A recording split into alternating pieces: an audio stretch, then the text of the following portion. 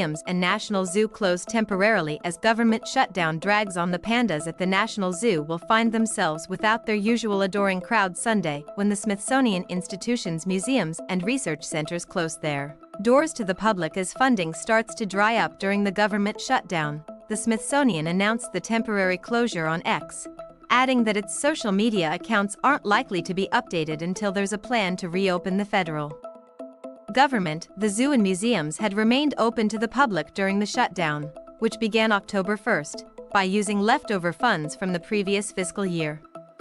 The Smithsonian initially said it would only stay open through October 6th, but later extended that window an extra 5 days. The Smithsonian, which spans 19 museums, 14 education and research centers, and the National Zoo, is primarily funded by the federal government. About 62% of its funding comes from Congress, along with contributions from private sources and revenue from its operations. The institution, the world's largest museum and research complex, is a staple on itineraries for tourists to the nation's capital, drawing millions of visitors each year, in part because the zoo and museums offer free entry to the public despite the temporary closure. The animals at the zoo and at the Smithsonian's Conservation Center in Virginia will continue to be fed and cared for, as stated on an FAQ page and confirmed by a zoo spokesperson Friday. All the animals at the zoo and at the Smithsonian Conservation Biology Institute in Front Royal, Virginia, will continue to be fed and cared for.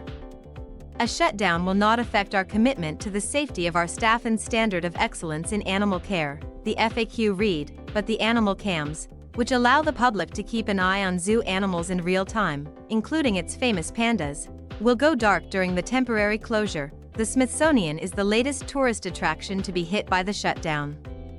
National parks have been partially closed since the beginning of the month, though some governors are keeping parks open by tapping into state funds. There's no clear path to reopening the government and providing funds to organizations like the Smithsonian. The Senate has repeatedly failed to pass a House-passed Republican funding bill or a Democratic alternative, creating a cycle that some senators have compared to Groundhog Day. Speaker Mike Johnson, Republican Louisiana, on Friday said the House will not be back in session until the Senate approves the Republican funding bill. Still, either chamber could be called back on short notice if a deal to end the shutdown is reached. The Trump administration has sought to find workarounds for some unpopular aspects of the shutdown. President Donald Trump on Saturday said that he would direct the Defense Department to pay troops this week, as officials and lawmakers expressed concern that members of the military would not receive their mid-October paychecks. Thanks for listening. Subscribe to the channel to stay tuned for the latest news.